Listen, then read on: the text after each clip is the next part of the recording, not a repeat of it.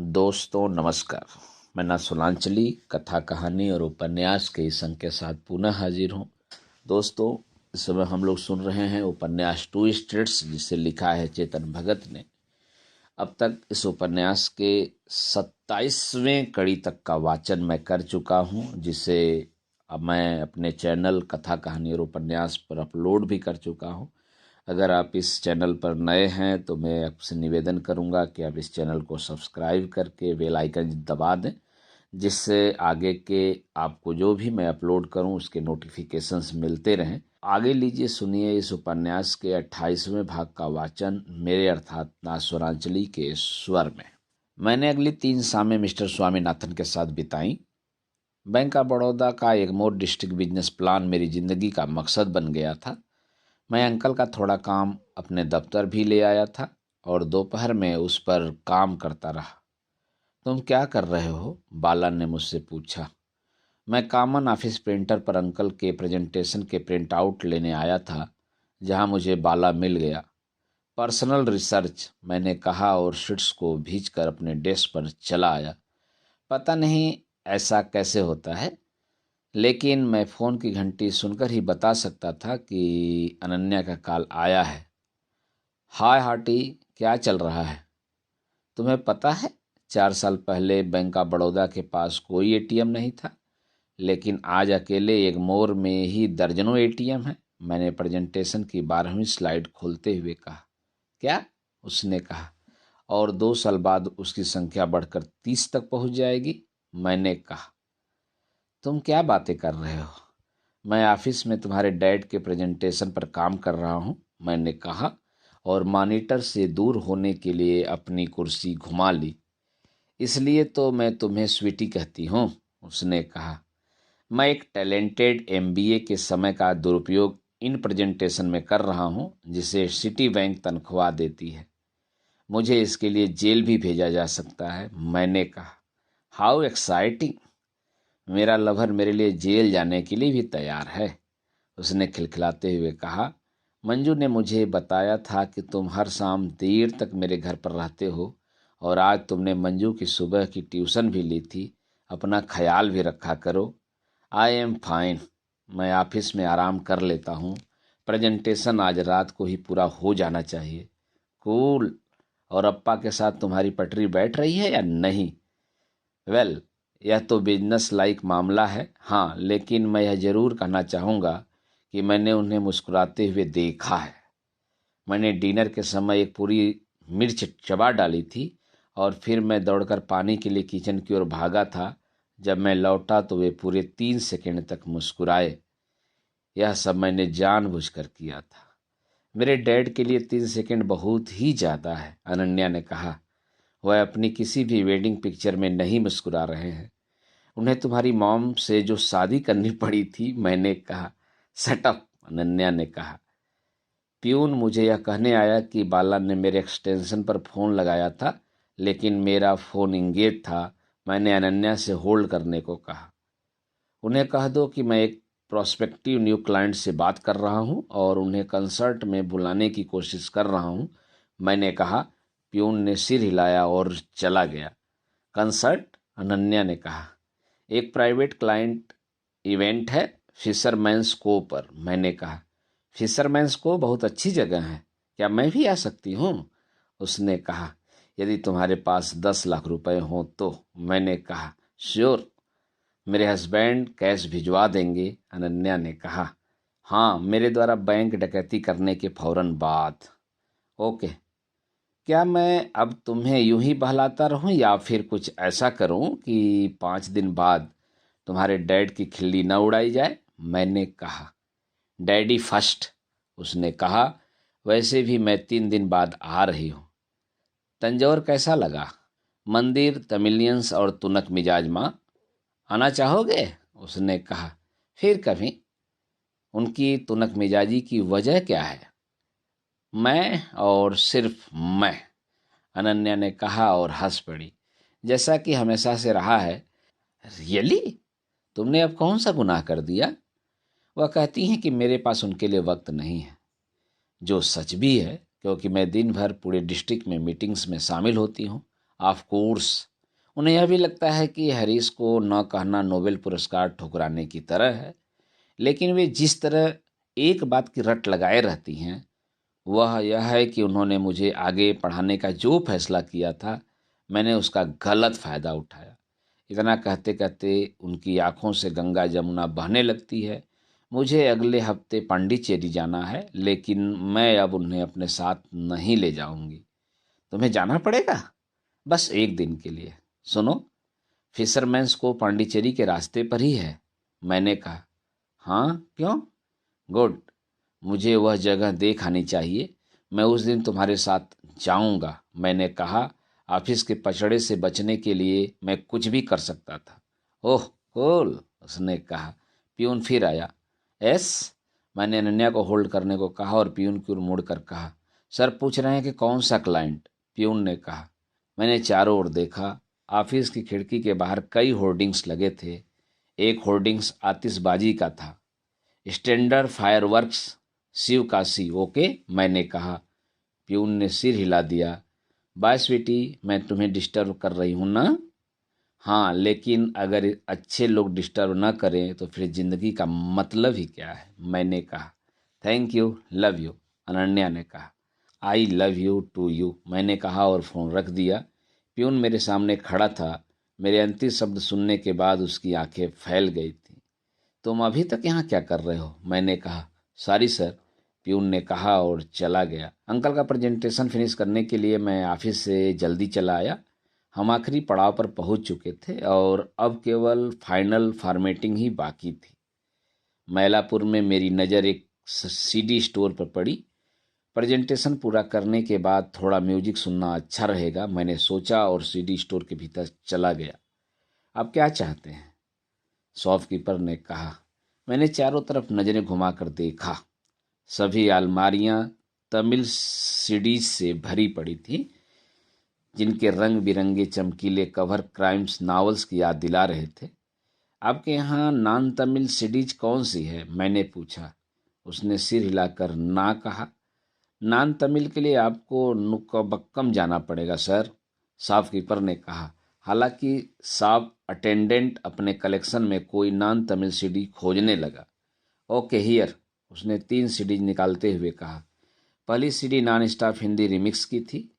उसके कवर पर भड़कीली मुद्राओं वाली लड़कियां थीं। मुझे उसे रिजेक्ट करना पड़ा। दूसरी सीडी रोमांटिक लव सॉन्ग्स की कलेक्शन थी, जिसका कवर दिल के आकार का था। तीसरी सीडी अंग्रेजी में नर्सरी राइम्स की थी। मुझे लव सॉन्ग्स वाली सीडी दे दीजिए, मैंने कहा। शॉपकीपर बिल बनाने लगा। मैंने कर्नाटक म्यूजिक के एक सेक्शन की ओर देखा। कर्नाटक म्यूजिक की कुछ ऐसी सीडीज है? मैंने पूछा। ये अच्छी यानी कौन सी सर? उसने मेरी लाल रंग की सीडी पैक करते हुए कहा। मैंने सीडीज के कवर्स की ओर देखा। उनमें से अधिकांश पर अधेड़ तमिल पुरुषों और महिलाओं के चित्र थे। क्या आपके पास कर्नाटक म्यूजिक का कोई ग्रेटेस्ट हिट्स कलेक्शन है? मैंने कहा। शॉपकीपर अचरज में पड़ गया। मैंने निराशा में हाथ झटक दिए। मुझे कुछ पता नहीं है, मैं शुरुआत करना चाहता हूँ, मैंने कहा। North Indian? उसने पूछा। मैंने सिर हिलाकर हाँ कहा। फिर आप कर्नाटक संगीत क्यों सीखना चाहते हैं?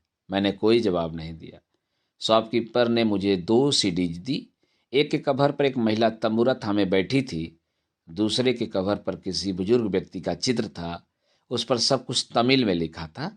मैं उलट पुलट कर देखता रहा। टी आर सुब्रमण्यम नाइस, एक अधेड़ उम्र की महिला ने मेरे हाथ की सीडीज देखकर कहा। वे अभी अभी शॉप में आई थी। जी हाँ, माय ऑल टाइम फेवरेट, मैंने सीडीज अपने बैग में रखते हुए कहा और शॉप के बाहर चला आया। मैं 6:30 बजे अनन्या के घर पहुंचा। अंकल पहले ही टेबल पर विराजमान हो चुके थे। उन्होंने नज़र का चश्मा पहन रखा था और वे प्रेजेंटेशन के प्रिंट आउट्स पर करेक्शन कर रहे थे। टेबल पर गर्मा-गर्म बड़े लाल, हरी और सफ़ेद चटनियों के साथ रखे थे। एक बड़ा लो, हमारे ऑफिस के पास बड़े की एक फेमस शॉप है, मैं ये तुम्हारे लिए लाया हूँ, अंकल ने कहा। मैंने उनकी ओर देखा और एक वड़ा उठा लिया। हमने पहली बार एक दूसरे से नज़रें मिलाई थीं। मैंने गौर किया कि यदि झुर्रियोंदार चेहरे और नज़र के चश्मे को इग्नोर कर दिया जाए तो उनकी आंखें अनन्या की आंखों की तरह ही थीं। तो आज चाहे जितनी देर हो जाए, हम यह सब काम खत्म करके ही उठेंगे, मैंने फाइल खोलते हुए कहा। अंकल ने सिर हिला दिया। उन्होंने स्क्रीन देखने के लिए अपनी कुर्सी मेरे पास सरका ली। ओके, तो अब एक एक कर सभी स्लाइड्स देखते हैं। जैसे जैसे हम आगे बढ़ते जाएंगे मैं फॉर्मेट करता जाऊंगा, मैंने कहा। पहली 5 स्लाइड्स पूरी करने में 1 घंटे का समय लगा। अंकल, यदि मैं थोड़ा म्यूजिक लगा लूं तो आपको कोई एतराज़ तो न होगा? फॉर्मेटिंग बहुत थकाऊ है, मैंने कहा। मैंने अपने लैपटॉप में सीडी प्लेयर खोला। स्टीरियो में बजाओ, अंकल ने कहा और लिविंग रूम डिस्प्ले कैबिनेट में रखे हाई फाई सिस्टम की ओर इशारा किया। मैंने अपने ऑफिस बैग से सीडीज निकाली। मैं सिस्टम कनेक्ट करने के लिए उठा। अंकल भी मेरी मदद करने के लिए उठ गए। वे वायर सुलझा रहे थे कि तभी मेरी नज़र सिवास रीगल विस्की की 1 लीटर की अनखुली बोतल पर पड़ी। वह स्टीरियो सिस्टम के पास रखी थी। मैंने मौका देकर उनसे पूछ लिया, आप विस्की लेते हैं? नहीं, बस कभी कभार सर्दी लगने पर एक आध पैक ले लेता हूँ। मुझे यह बड़ी सी बोतल हरीश ने दी थी, अब यह सालों चलेगी, उसने कहा। मैं चुप रहा। तुम हरीश को जानते हो ना, वही लड़का जो अरण्या को देखने आया था? मैंने सिर हिलाकर हाँ कहा। रियली गुड बॉय, उन्होंने कहा। अंकल ने स्टूडियो चालू कर दिया। मैंने उन्हें अपने बैग से निकालकर दिल के आकार वाली सीडी दी। अंकल उसे कुछ देर तक उलट पुलट कर देखते रहे। मलयालपुर की शॉप में बस कुछ मिलाकर यही था, मैंने धीमी आवाज में कहा। और कौन सी सीडीज है? मैंने उन बाकी दोनों सीडीज भी दिखा दी, टी.आर. सुब्रमण्यम और एम.एस. शीला। तुम यह किसके लिए लाए हो? अपने लिए। तुम कर्नाटक संगीत समझ लेते हो? नहीं, लेकिन मैं सीखना चाहता हूँ। मैंने सुना है कि संगीत का यह सबसे शुद्ध रूप है, मैंने कहा। अंकल ने अपना सिर हिला दिया। मैं सोचने लगा कि उन्हें मेरी बात सही लगी या नहीं। उन्होंने सीडीज फिर से मेरे बैग में रख दी। कभी कभी मैं सोचता हूँ कि काश मैंने राधा को कर्नाटक संगीत के लिए इनकरेज न किया होता, इससे उसे केवल तकलीफ ही पहुंची है। मैंने भी सिर हिला दिया। मुझे समझ नहीं आ रहा था कि उनकी इस बात पर क्या कमेंट दूं। अंकल पहली बार मुझसे कोई पर्सनल बात कर रहे थे। कितना अजीब है कि 2 लोग लैपटॉप के साथ महज 5 दिन में एक दूसरे के इतने करीब आ सकते हैं। हम फिर अपनी अपनी कुर्सियों पर जा बैठे और मैंने 6ठी स्लाइड पर काम शुरू कर दिया। कमरे की हवा में मैंडी मूर का रोमांटिक ट्रैक तैरने लगा। आई वाना with you if only for the night. 50 साल के एक तमिल अधेड़ और 24 साल के एक पंजाबी लड़के के बीच हो रही एक वर्क डेट के लिए यह गाना जरा अजीब जरूर था, लेकिन खामोशी से तो यह फिर भी बेहतर ही था। मुझे टेक्स्ट बॉक्सेस, टेबल्स, चार्ट्स और लिस्ट को सही जगह पर प्लेस करते हुए हर स्लाइड को साफ सुथरा और सलीकेदार बनाने में मज़ा आ रहा था। अंकल हर पॉइंट्स को पढ़ते और फिंगर्स को चेक करते रहे। गाना चलता रहा। To be the one who is in your arms, who holds you tight. जब सीडी 3 बार बज चुकी तब जाकर मैं आधा काम पूरा कर पाया। 10 बजे हम डिनर के लिए बैठे। अंकल किचन गए और अपने साथ 2 प्लेट टोमेटो राइस ले आए। तुम तो साउथ इंडियन खाने से बोर हो गए होगे, उन्होंने कहा। नहीं, अब मुझे इसकी आदत हो गई है। अब यह घर के खाने जैसा ही लगता है, मैंने कहा। गुड, उन्होंने कहा। फिर वे डिस्प्ले कैबिनेट की ओर चले गए। मैं गुड तक तो पहुंच चुका था, लेकिन हरीश की तरह रियली गुड की श्रेणी में पहुंचने में मुझे अभी समय लगेगा, मैंने सोचा। अब प्रेजेंटेशन अंडर कंट्रोल है। तुम ड्रिंक लोगे? अंकल ने पूछा। श्योर, मैंने कहा। अंकल ने डिस्प्ले कैबिनेट के क्रॉकरी रैक से 2 गिलास निकाले। उन्होंने मुझसे कहा कि मैं किचन से एक चम्मच और आइस ले आऊं। उन्होंने बॉटल खोली। मेरे लिए 5 चम्मच काफ़ी है, उन्होंने अपनी ड्रिंक्स बनाते हुए कहा। और तुम्हारे लिए? हम चम्मच से शराब नहीं नापते, मैंने कहा। मैं थोड़ा एक्साइटेड हो रहा था। मैं पिछले 1 हफ्ते से उनके लिए जी तोड़ मेहनत कर रहा था और अब भी उनके लिए Harish he really good boy था। फक यू हरीश, तुम्हारी शिवास रीगल तो मेरे ही नाम होगी। मैंने वह सुनहरी शराब अपने गिलास में 4 अंगुल उड़ेल दी। तुम क्या कर रहे हो? उन्होंने हैरत से कहा। अपने लिए एक रियल ड्रिंक बना रहा हूँ। चीयर्स, मैंने कहा और अपना गिलास उठा लिया। एक्चुअली राधा ही मुझे ज़्यादा नहीं पीने देती, अंकल ने कहा और मुझसे बॉटल लेते हुए मेरे जितनी ही ड्रिंक अपने लिए भी बना ली। चीयर्स, उन्होंने कहा, एंड थैंक यू। तुम आईटीएंस बहुत स्मार्ट्स होते हो। तुमने मेरे लिए क्या ज़बरदस्त प्रेजेंटेशन बनाया है। यू आर वेलकम सर, मैंने कहा। रात 10:30 बजे हमने अपना डिनर और अपनी पहली ड्रिंक पूरी की। मैं विस्की वाटर लैपटॉप के पास ले आया। मैंने अपने लिए दूसरी ड्रिंक बनाई और अंकल को ऑफर की। उन्होंने मना नहीं किया। सीडी पर गाना बदल गया। अब लास्ट क्रिसमस बज रहा था। अंकल स्टूडियो के पास गए और वॉल्यूम बढ़ा दिया। I gave you my heart, uncle ने गाने के साथ गाते हुए कहा और अंगुलियां चटकारने लगे। फिर वे मेरे पास आकर बैठ गए। मैंने एक अद्भुत नज़ारा देखा था। एक तमिल ब्राह्मण ने पहली बार अपने को बंधनों से मुक्त कर दिया था। मुझे प्रेजेंटेशन पर काम करना था, नहीं तो मैं उन्हें इस हालत में निहारता ही रहता। अभी मुझे बस इतना ही याद है कि अगले 2 घंटे में हम आखिरी स्लाइड और विस्की की बोतल के 1/3 मार्क तक पहुंच चुके होंगे। एंड थैंक यू, मैंने आखिरी स्लाइड पढ़ते हुए कहा। लीजिए, हो गया पूरा काम। मैंने फाइल सेव कर ली। 2 बार सेव करो, अंकल ने कहा। मैंने एक बार फिर सेव की और टाइम देखा। रात के 1 बज चुके थे। 3 घंटे बाद मंजू के जागने का समय हो जाता। तो अब आप इन्हें प्रेजेंट करने के लिए पूरी तरह तैयार हैं, मैंने कहा। प्रेजेंट? मैं? नहीं नहीं, इसे वर्मा प्रेजेंट करेगा। मेरा काम था इसे पूरा करना और अब मेरा काम पूरा हो गया है। अंकल, मैंने कहा। मेरी आवाज़ विस्की के कारण कठोर हो गई थी। ये आपको ही प्रेजेंट करना होगा।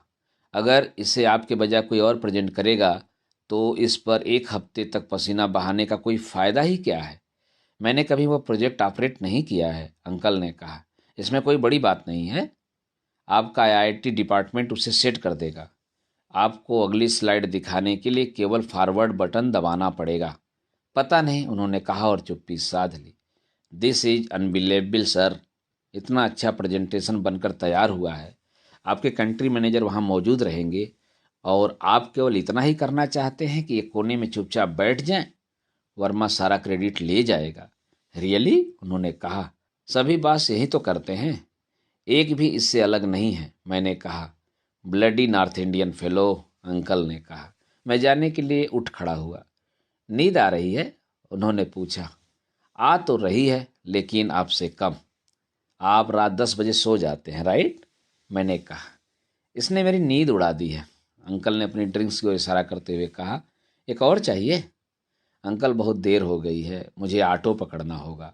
तुम यहीं क्यों नहीं रुक जाते? उन्होंने कहा। एक्सक्यूज मी, मैंने कहा। हाँ, मैं तुम्हें नाइट क्लास दे दूंगा। मेरे कपड़े तुम्हें फिट बैठने चाहिए, उन्होंने कहा।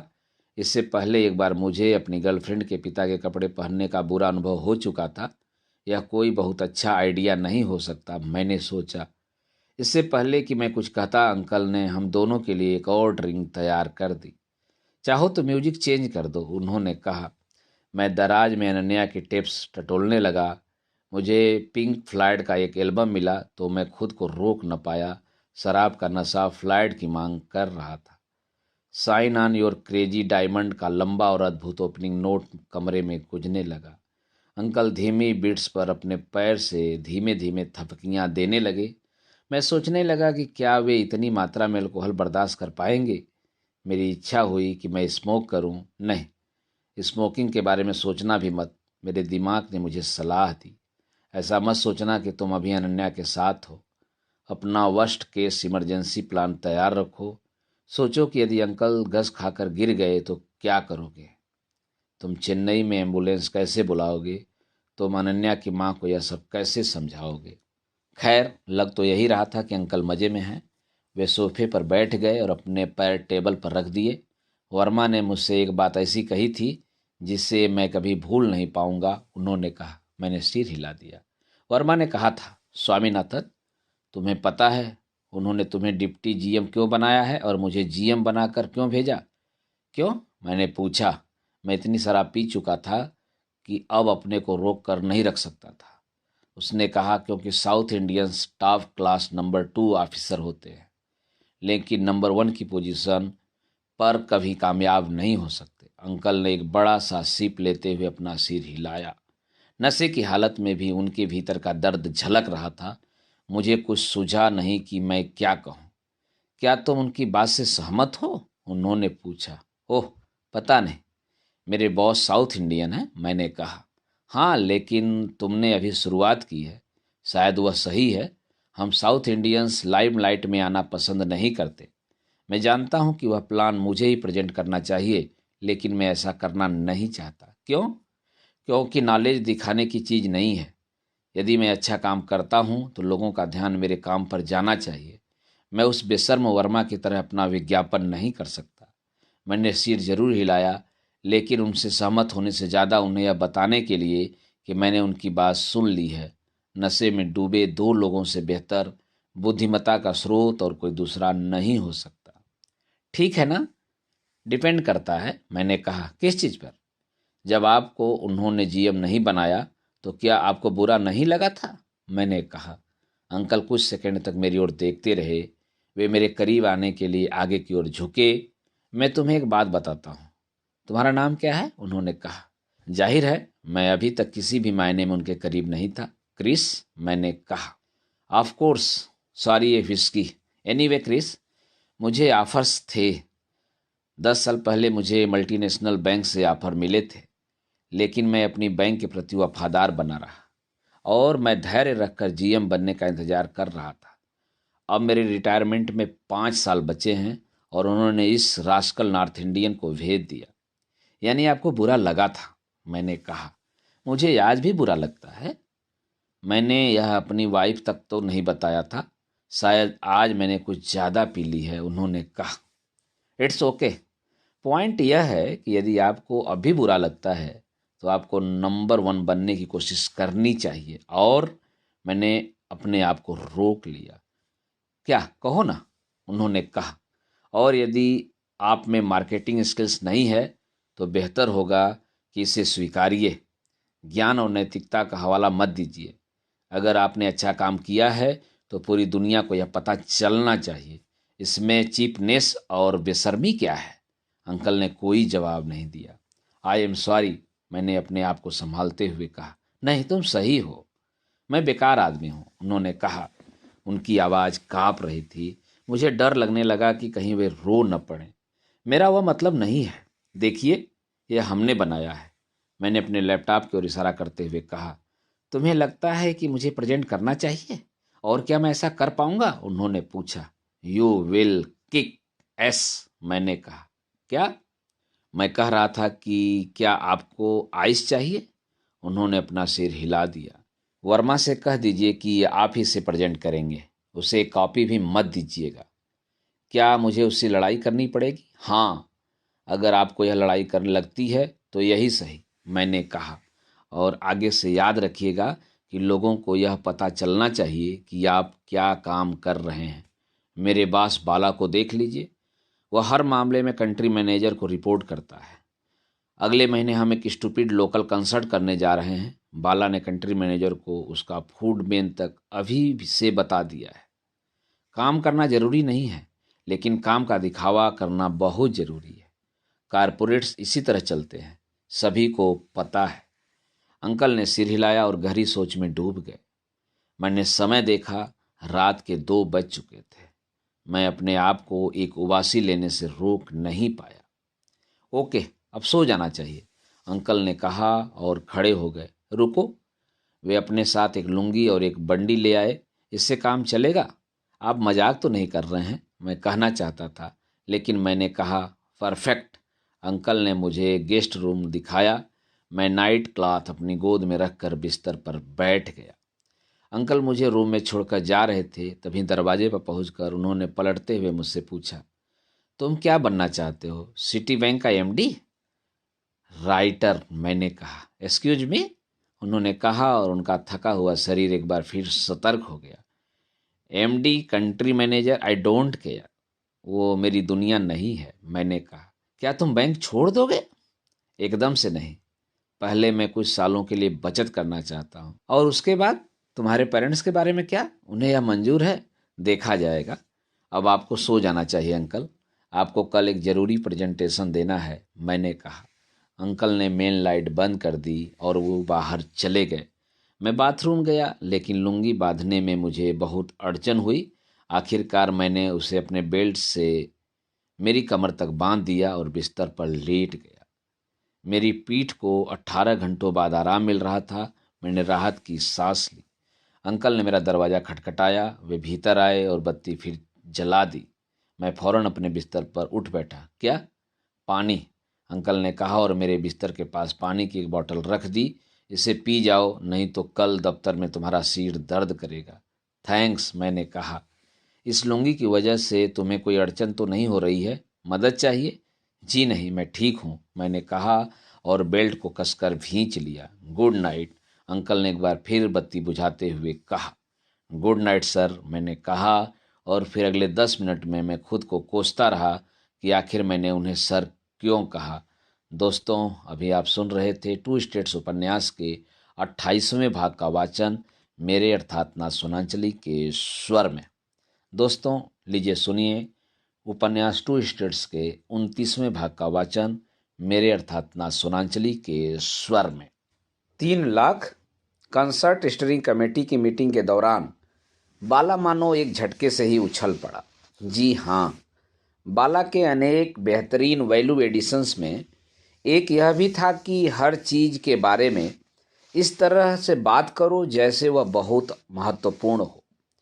सीएससी या कंसर्ट स्टीयरिंग कमेटी भी उसी ने बनाई थी और यह नाम इतना महत्वपूर्ण लगता था कि मैं इसे अपने रेज्यूमे में भी दर्ज कर सकता था। लेकिन फिलहाल हमारे सामने एक समस्या थी। जब सिंगर्स के लिए इंचार्ज नियुक्त की गई महिला ने अपनी रिपोर्ट दी तो सभी चुप्पी साधे रहे। आप 3 सेलिब्रिटी सिंगर्स चाहते हैं सर, माधवी ने कहा, जो कि थुलथुल बदन वाली एक चश्मिश थी और उसे देखकर लगता था मानो वह किसी स्कूल निरीक्षक और आईसीयू नर्स की मिलीजुली पैदावार हो। लेकिन उन्हें इतना ज़्यादा पेमेंट कैसे किया जाएगा? बाला ने कहा। जाने क्यों बाला को लगता था कि ज़रूरत से ज़्यादा पेमेंट पाने का हकदार केवल वही है और कोई नहीं। उनका एक बैंड होता है सर, और उनके साथ बैकअप सिंगर्स भी होते हैं, माधवी ने कहा। कमरे में मौजूद सभी लोगों ने सहमति में सिर हिला दिया, लेकिन बाला ने असहमति में सिर हिलाया। हमें बैकअप सिंगर्स क्यों चाहिए? क्या कंसर्ट के दौरान मेन सिंगर्स गस खाकर गिर पड़ेंगे? कोई नहीं हंसा। बैकअप का मतलब है कोरस सर, माधवी ने कहा। बाला पर इसका कोई असर नहीं हुआ। कोरस वो लोग होते हैं जो लव सॉन्ग में आ करते हैं, एक दूसरे एजेंट रेणुका ने कहा। मुझे पता है कोरस क्या होता है, बाला ने मेज पर मुक्का मारते हुए कहा, लेकिन यह बहुत ज़्यादा है। हम फूड में कटौती कर सकते हैं, एक एजेंट ने कहा। उसे इतनी सारी डर्टी लुक्स मिली जितनी बस में लड़की छेड़ने वाले किसी सोहदे को भी न मिलती होगी। उसने फौरन अपना सुझाव वापस ले लिया। हम कम मशहूर सिंगर्स को क्यों नहीं बुला सकते? मैंने पूछा। लेकिन यह सिटी बैंक का इवेंट है। यदि हम बी ग्रेड सिंगर्स को बुलवा लेंगे और कल से HSBC ए ग्रेड सिंगर्स के साथ एक इवेंट कर लेगा तो हमारा तो बेड़ा ही गर्क हो जाएगा, बाला ने कहा। सर वेन्यू, एक एजेंट जो अपने पूरे करियर के दौरान कभी किसी बैठक में नहीं बोला था, ने अपना मुंह खोला ही था कि उसकी बात को बीच में ही काट दिया गया। वेन्यू 5 स्टार ही होना चाहिए, बाला ने कहा। इन तीनों में से टॉप सिंगर कौन है? मैंने पूछा। हरिहरन, एक एजेंट ने कहा। नहीं, SP बाला सुब्रमण्यम, दूसरे ने कहा। आमतौर पर शांतिप्रिय तमिलों के बीच जंग छिड़ गई। अगर बात संगीत की हो तो वे एक दूसरे की जान लेने को भी उतारू हो सकते थे। कोई हैसियत नहीं, SP के सामने हरि की कोई हैसियत नहीं, माधवी भावुक होकर चिल्लाई। सुचित्रा, आप सुचित्रा को भूल गई? एक दूसरे एजेंट ने अपनी मौजूदगी दर्ज कराई। बाला उठ खड़ा हुआ। दुनिया भर में होने वाली कारपोरेट मीटिंग्स की तरह यह मीटिंग्स भी बिना किसी नतीजे पर पहुंचे खत्म हो गई थी। मैं सीधी सीधी बात कर रहा हूं कि हम इतना खर्चा नहीं कर सकते। वेन्यू, फूड और एडवर्टाइजिंग पर पहले ही 4 लाख रुपया खर्च हो रहा है, बाला ने कहा। एडवर्टाइजिंग? मैंने पूछा। हम द हिंदू में आधे पेज का ऐड दे रहे हैं, बाला ने कहा। एजेंट्स ने अपनी अपनी फाइलें बंद कर लीं और जाने के लिए तैयार होने लगे। ऐड में यही बताया जाएगा, इवेंट में केवल हमारे कस्टमर्स को ही इनवाइट किया जाएगा। बहरहाल ऐड से यह भी होगा कि उनके दोस्तों और नाते रिश्तेदारों को जलन होगी, और यही सिटी का एडवांटेज है, मैंने कहा। एग्जैक्टली, बाला ने मेरी पीठ थपथपाते हुए कहा। तो डैड खुश है ना? मैंने ऑटो में अनन्या से पूछा। यू वेट, डैड रोज डिनर के समय प्रेजेंटेशन की ही बात करते हैं, और अब वे हेड ऑफिस में यही प्रेजेंटेशन देने दिल्ली गए हैं। Can you believe it? Ananya ने कहा। वाह, मैंने कहा। ऑटो ने हमें अपने मुकाम पर पहुंचा दिया था। हम टी नगर में रत्ना स्टोर्स में आए थे। मुझे अपने हॉस्टल के लिए स्टील की प्लेट्स खरीदनी थी। मुझे 4 प्लेट्स चाहिए थी, और रत्ना स्टोर्स में 40 लाख प्लेट्स होंगी। इस इमारत की हर दीवार, छत, कोना, सेल्फ, रैक वगैरह वगैरह स्टील के चमकीले बर्तनों से लदी हुई थी। यदि स्टोर में सीधे धूप घुस जाए तो आप उसमें उसी तरह जलकर राख हो सकते हैं जैसे मैग्नीफाइंग ग्लास के नीचे किसी चींटी का भुर्ता बन जाता है। मैं सोचने लगा कि आखिर यह स्टोर किस तरह अपने सामान का हिसाब किताब रखता होगा। तुम इनमें से अपने लिए प्लेट्स कैसे चुन सकती हो? प्लेट सेक्शन के करीब पहुंचने पर मैंने अनन्या से पूछा। अनन्या ने एक अटेंडेंट को अपने हाथों से इशारा करके बताया कि उसे कितनी लंबी चौड़ी प्लेट्स चाहिए। सीरियसली, डैड की मदद करने के लिए थैंक्स। मुझे लगता है वे अब तुम्हें पसंद करने लगे हैं, उसने कहा। लेकिन उतना नहीं जितना वे हरीश को पसंद करते हैं। अलबत्ता मैंने उसकी व्हिस्की जरूर पी डाली। क्या? अनन्या ने कहा। मैंने अनन्या को हमारे ड्रिंक सेक्शन के बारे में बताया। तुमने बिस्तर में उनकी क्या पहनी थी? मेरी कहानी खत्म होने पर उसने हैरानी से पूछा। लुंगी, मैंने कैशियर के काउंटर पर भुगतान करते हुए कहा। इसमें इतना हैरान होने वाली बात क्या है? लुंगी बहुत कंफर्टेबल होती है। अनन्या की भौहें तन गई। लेकिन मैंने यह सब तुम्हारे लिए किया, मैंने उसकी आंखों में झांकते हुए कहा।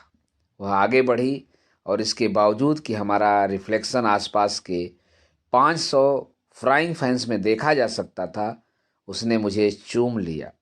स्टोर में मौजूद सभी तमिल हाउसवाइफ ने हैरत भरी निगाहों से हमें देखा। अनन्या, पीछे से एक महिला की आवाज़ आई। अनन्या ने पीछे मुड़कर देखा। Fuck, Chitra aunty. अनन्या ने अपना चेहरा छुपाने के लिए स्टील की एक बड़ी सी ट्रे उठाते हुए कहा, लेकिन तब तक देर हो चुकी थी और चित्रा आंटी हमारी ओर चली आ रही थी। चित्रा कौन? मैंने पूछा। चित्रा आंटी हमारी लेन में रहती हैं। वे माम के साथ कर्नाटक गायन करती हैं, अनन्या ने ट्रे के पीछे से कहा।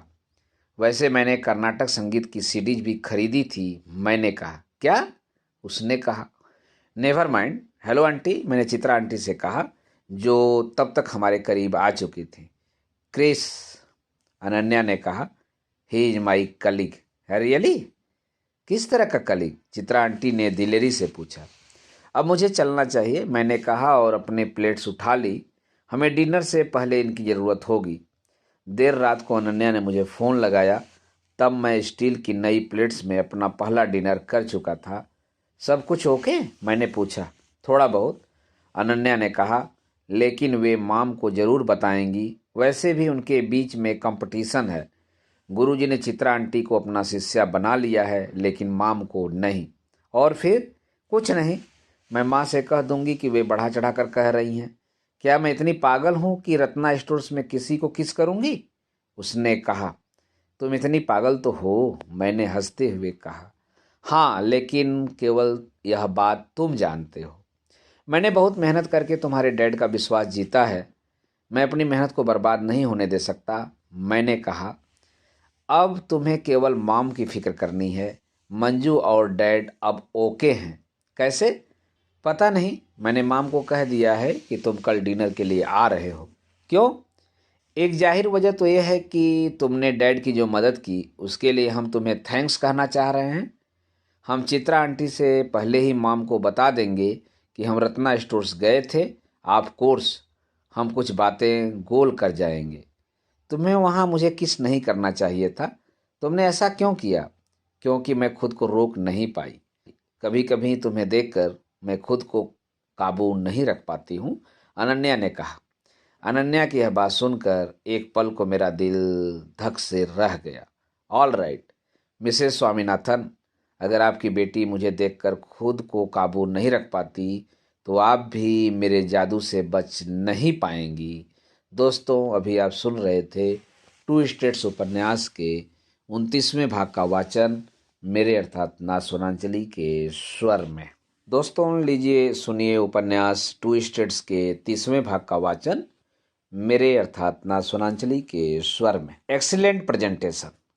दिल्ली में डैड से बोर्ड ने यही कहा था। अब उन्होंने सभी जोनल ऑफिसर्स से कहा है कि वे भी ऐसे ही प्रेजेंटेशन बनाएं। अनन्या ने उत्साह भरी आवाज में कहा। हम डिनर के लिए फर्श पर बैठे थे। अनन्या की माँ चुप्पी साधे रहीं। वे रसम की एक पतीली में कड़छी घुमा रही थीं।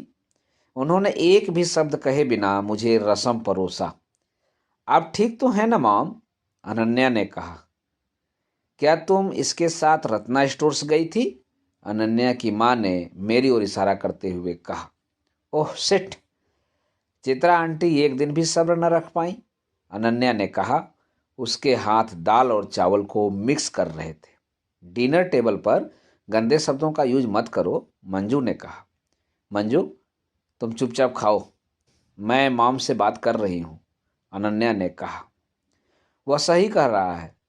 इस घर में हम सब इस तरह की बात नहीं करते।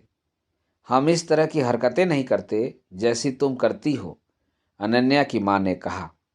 फिर वे अपनी पत्तल के चावल में सब्जियां डालकर उसे गुस्से से चूरने लगी।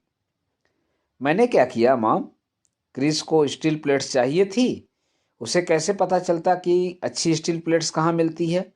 मैं तो उसे रत्ना स्टोर्स ले गई और स्टोर में जाकर तुमने चीप हरकतें की, अनन्या की माँ ने कहा। मंजू, जाओ अपनी फिजिक्स किताब पढ़ो, अनन्या ने हुक्म सुनाते हुए कहा। लेकिन मैं पहले ही फिजिक्स को रिवाइज कर चुका हूँ, मंजू ने कहा। तो मैथ या केमिस्ट्री पढ़ो, यहाँ से जाओ। अनन्या की गुस्से भरी निगाहें कारगर साबित हुईं। मंजू ने अपनी पत्तल उठाई और उसे अपने कमरे में ले गया। Something something cheap something, Ananya की माँ कुछ कह रही थी कि अनन्या ने उन्हें रोक दिया। मॉम, क्रिस को तमिल नहीं आती, प्लीज अंग्रेजी में बात करो, अनन्या ने कहा। अनन्या की माँ कुछ देर रुकी और फिर उन्होंने बोलना शुरू कर दिया। तुम अपने भाई को क्यों बाहर भेज रही हो, जबकि तुम्हें खुद सबके सामने चीप हरकतें करने में शर्म नहीं आती? मैंने कोई चीप हरकत नहीं की। तो क्या चित्रा झूठ बोल रही है? मैंने बस क्रिस को एक छोटा सा किस किया था। किसिंग? अनन्या की माँ ने कुछ यूं कहा जैसे अनन्या ने किसी नशीली दवाई का नाम ले लिया हो। मॉम, इतनी हाइपर मत हो, ये मेरा बॉयफ्रेंड है, यू अंडरस्टैंड। और तुम मेरी बेटी हो, डू यू अंडरस्टैंड? तुम कम्युनिटी में हमारे नाम पर बट्टा लगा रही हो, डू यू अंडरस्टैंड? मैंने तुम्हें पाला पोसा, तुम्हें पढ़ाया, तुम्हारे लिए जाने कितनी कुर्बानियां दी, डू यू अंडरस्टैंड? पता नहीं माँ और बेटी कुछ समझ पाई या नहीं, लेकिन मैं जरूर यह समझ गया कि यहाँ से खिसकने का समय आ गया है। मैं उठ खड़ा हुआ। कहाँ जा रहे हो? अनन्या ने मुझसे पूछा। हाथ धोने, मैंने सबूत के तौर पर दही से लथपथ अपने हाथ दिखाते हुए कहा। मेरे हाथ भी तो खराब हो रहे हैं, यही रुको, अनन्या ने आदेश सुनाया। तुम्हें पता नहीं तुम्हारे कारण मुझे क्या झेलना पड़ा है, अनन्या की माँ ने कहा। वे एकदम से उठीं, अपनी पत्तल उठाईं और कमरे के बाहर चली गईं। अनन्या ने ठंडी सांस छोड़ी। रसम अच्छा बना था, तीखा और जायकेदार, मैंने कहा। आपने तो कहा था कि आप मेरा एहसान कभी नहीं भूलेंगे, मैंने कहा। मैं बाला के ऑफिस में बैठा था। उसकी दोनों कोहनियाँ डेस्क पर टिकी हुई थीं और वह अपनी सभी 10 अंगुलियां अपने तेल सने बालों में फिरा रहा था। लेकिन कैसे? बाला ने कहा। आपने कहा था कि आपका बजट बिगड़ रहा है। मेरे पास एक सिंगर है, फ्री। मैं पेपर वेट से खेलता रहा। जब मैं बाला के साथ अकेला होता था तो मैं उससे बराबरी से ही पेश आता था। कौन? उसने कहा। राधा स्वामीनाथन, उभरती हुई गायिका। रियली? कभी उन्हें सुना तो नहीं? बाला ने कहा। वे अभी पर्दे के पीछे हैं। उन्होंने कर्नाटक संगीत की शिक्षा ली है। लेकिन ये तो पॉपुलर म्यूजिक का कंसर्ट है। इसमें गाने के साथ डांस भी होगा। बाला, कर्नाटक सिंगर्स के लिए पॉपुलर गाना बाएं हाथ का खेल है। आप यह जानते हैं? वे अच्छा गाती हैं। तुमने सुना है उन्हें? थोड़ा बहुत। यानी? हाँ, सुना है। वे अच्छा गाती हैं। फिर हमारे पास पहले से ही हरिहरन और एसपी हैं। हम बाजी मार लेंगे। बाला खड़ा हो गया और अपनी खिड़की के पास चला गया। Is C hot? बाला ने पूछा। देखने में गुड लुकिंग है। वो मेरी गर्लफ्रेंड की माँ है। मुझे उनकी बेटी जरूर गुड लुकिंग लगती है। क्या? मेरे लिए बहुत ज़रूरी है बाला। मेरी लव लाइफ मुश्किल दौर से गुजर रही है। यदि मैंने जल्द ही कुछ खास नहीं किया तो मुझे हमेशा हमेशा के लिए अपनी गर्लफ्रेंड को गुड बाय किस करना होगा। सिस्को का एक लड़का पहले ही उसके लिए लाइन लगाए हुए है, ताजे नारियल तेल की तरह शुद्ध। तुम्हारी गर्लफ्रेंड तमिल है? हाँ, तमिल ब्राह्मण। आयंगर या अय्यर? लेकिन क्या इससे कोई फर्क पड़ता है? नहीं, बाला ने कहा और अपनी सीट पर लौट आया। अब मैं समझा कि तुम चेन्नई क्यों आए। यदि इस पॉइंट को छोड़ दिया जाए कि मैं आपके सरीखे एक फाइनेंशियल विजार्ड के साथ काम करने के लिए मरा जा रहा था तो? मैंने कहा। क्या? कुछ नहीं। तो क्या आप ऐसा करेंगे? क्या? सिंगर्स के नाम फाइनल करना, हरिहरन, एसपी और न्यू टैलेंट राधा। एजेंट्स क्या कहेंगे? हमारी एक कमेटी है। कमेटी में बैठा हर आदमी आपके लिए काम करता है। लेकिन फिर भी, बाला ने कहा। वह गहरी सोच में डूबा हुआ था। आप सोचिए, मैंने कहा। मुझे थोड़ा काम है। मैंने एक अरसे से अपना मेल बॉक्स साफ नहीं किया है। मेरे पास अब भी आपके वे ईमेल्स हैं जिनमें आपने मुझे उस इंटरनेट स्टॉक्स को खपाने के लिए कहा था। मुझे उन्हें डिलीट कर देना चाहिए, है ना? बाला मुझे देखता रह गया। मैं बाहर जाने के लिए मुड़ा।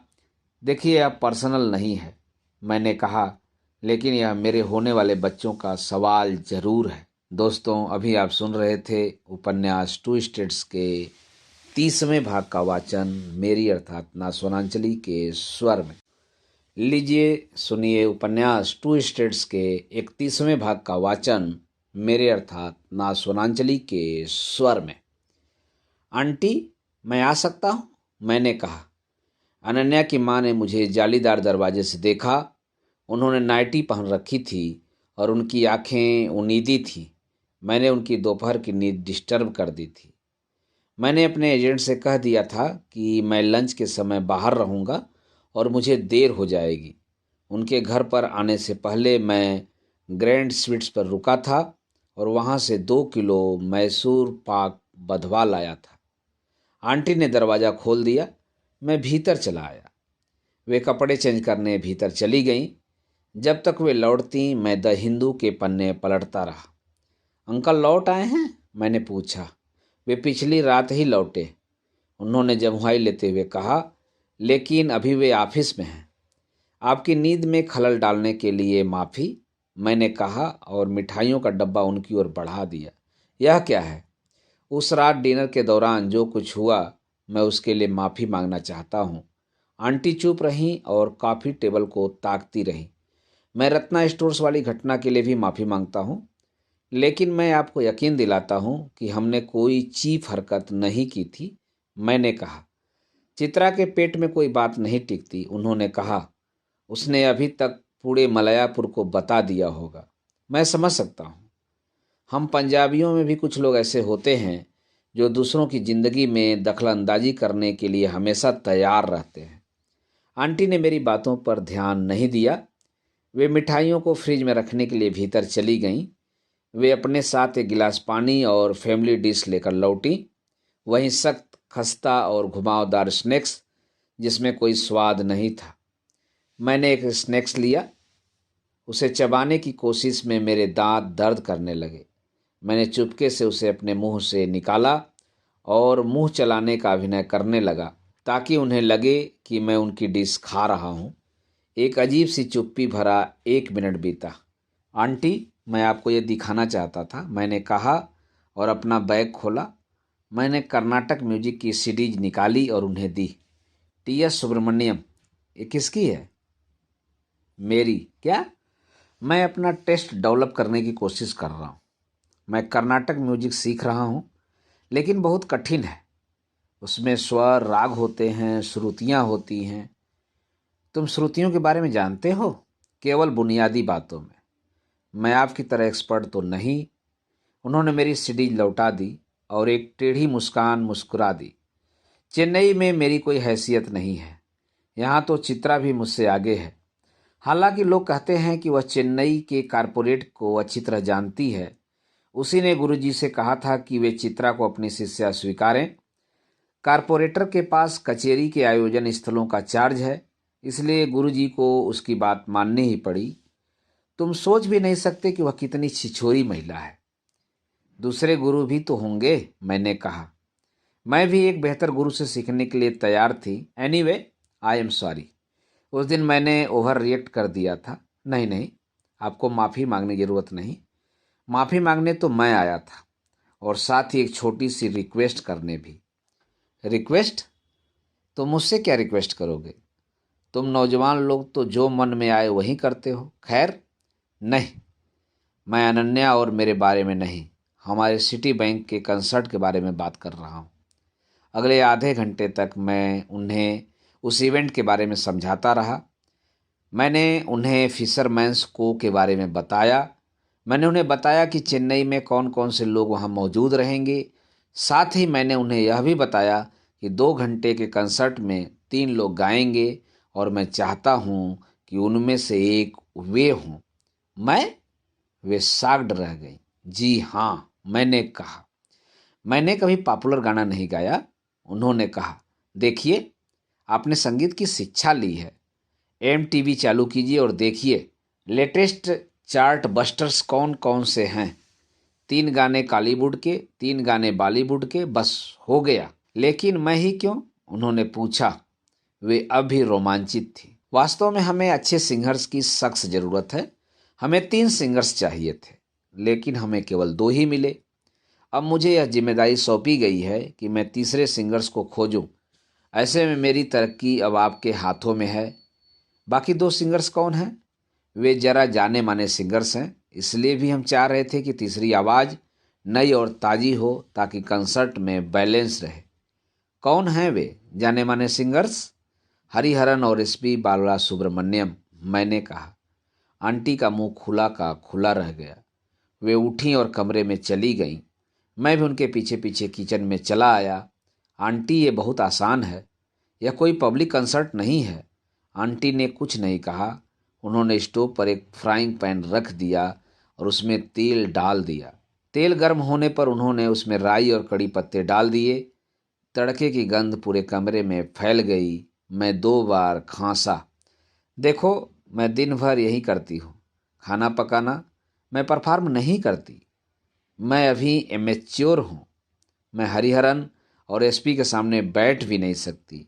उनके साथ स्टेज शेयर करना तो दूर की बात है। वो एक फन इवेंट है, कंपटीशन नहीं। वे दोनों आपके बाद ही गाएंगे। उन्होंने कतरे हुए प्याज पैन में डाल दिए। मेरे गले के साथ ही मेरी आंखें भी चलने लगीं। आंटी, आपने इससे पहले कभी स्टेज पर परफॉर्म किया है? नहीं। अरे हाँ, जहाँ जहाँ अनन्या के पापा की पोस्टिंग होती थी, वहाँ के तमिल संगम इवेंट्स में मैंने 2-1 बार गाया है। लेकिन ये तो 5 स्टार होटल है, हाई सोसाइटी। हरिहरन हरिहरन जैसा गायक तुम्हारे लिए गा रहा है, तुम्हें मेरी ज़रूरत भला क्यों आन पड़ी? प्रोफेशनल सिंगर्स हमारे इवेंट को बहुत कमर्शियल बना देंगे। हम अपने क्लाइंट्स को होम फीलिंग देना चाहते हैं। आपके होने से तो उन्हें और अच्छा लगेगा, मैंने कहा। आंटी ने सिर हिला दिया। मैं उन्हें तब तक राजी करने की कोशिश करता रहा जब तक कि उन्होंने पूरा डिनर नहीं तैयार कर लिया। टोमेटो रसम, लेमन राइस और फ्राइड भिंडी। मैं उन्हें खाना बनाते देख रहा था और अब मैं भी रसम बना सकता था। खैर, मैं अभी तक उन्हें राजी नहीं कर पाया था। तुम यह सब क्यों कर रहे हो? तुमने माफ़ी मांगी और मैंने तुम्हें माफ़ कर दिया है ना? मैं इसके लिए यह नहीं कर रहा हूँ। फिर क्यों? उन्होंने प्लेट्स से डिशेस ढांक दी। मैं ऐसा इसलिए कर रहा हूँ क्योंकि मुझे लगता है कि आप बहुत अच्छा गाती हैं। तुम्हें कैसे पता? क्योंकि मुझे यह अनन्या ने बताया है। उसने मुझे यह भी बताया कि आप लंबे समय से संगीत का प्रशिक्षण लेती आ रही हैं और मैं उसकी बात पर भरोसा करता हूँ। उन्होंने मेरी ओर देखा। अब मुझे यह मत कहिएगा कि यह आइडिया आपको एक्साइट नहीं कर रहा है। जरा सा भी नहीं, मैंने कहा। हम फिर लिविंग रूम में चले आए थे। ऑफ कोर्स, यह मेरे लिए बहुत सम्मान की बात है, लेकिन मैं ऐसा नहीं कर सकती। ऐसा मत कहिए कि आप नहीं कर सकती। कम ऑन, हम इसे सरप्राइज रखेंगे। हम अंकल को भी नहीं बताएंगे, हम अनन्या को भी नहीं बताएंगे। यदि आप चाहें। हम सोफे पर बैठ गए। मैंने विस्की बॉटल को देखा। उसमें उतनी ही शराब थी जितनी हमने उस रात छोड़ी थी। ओके, एक डील करते हैं। अभी आप हाँ कह दीजिए। जब अंकल और अनन्या घर पर न हों तो आप गाने की तैयारी कीजिए। यदि कंसर्ट के दिन भी आप कहेंगी कि मैं नहीं गाना चाहती, तो मैं कोई दूसरा बंदोबस्त कर लूँगा। और यदि आप गाना चाहती हैं तो एक बार कोशिश करके देखिए, ठीक है? मैं अंत में घबराहट के मारे ना ही कहूँगी, उन्होंने कहा। मैं एक चांस लेता हूँ, प्लीज़, मैंने कहा। उन्होंने 10 सेकंड का समय लिया और फिर अंत में धीमे से सिर हिलाकर हाँ कह दिया। मैं उत्साह में सोफे से उछल पड़ा। कूल, तो आपकी प्रैक्टिस शुरू होती है अब, मैंने कहा और टीवी चालू कर उसमें एमटीवी लगा दिया। ये कौन से गाने हैं? उन्होंने एमटीवी पर चल रहे गाने को देखकर पूछा। गाने में 200 साउथ इंडियन डांसर चीन की दीवार पर नाच रहे थे। मैं आपको बाद में सब कुछ समझा दूंगा, लेकिन अभी मुझे ऑफिस चलना चाहिए, मैंने कहा। द सिटी नेवर स्लीप्स, लेकिन सिटी को ऑफिस बंद भी नहीं करनी चाहिए। अनन्या के घर से निकलते ही मैंने मारे खुशी के हवा में जोर से मुक्का लहरा दिया। दोस्तों, अभी आप सुन रहे थे उपन्यास टू स्टेट्स के 31वें भाग का वाचन मेरे अर्थात ना सोनांचली के स्वर में। धन्यवाद।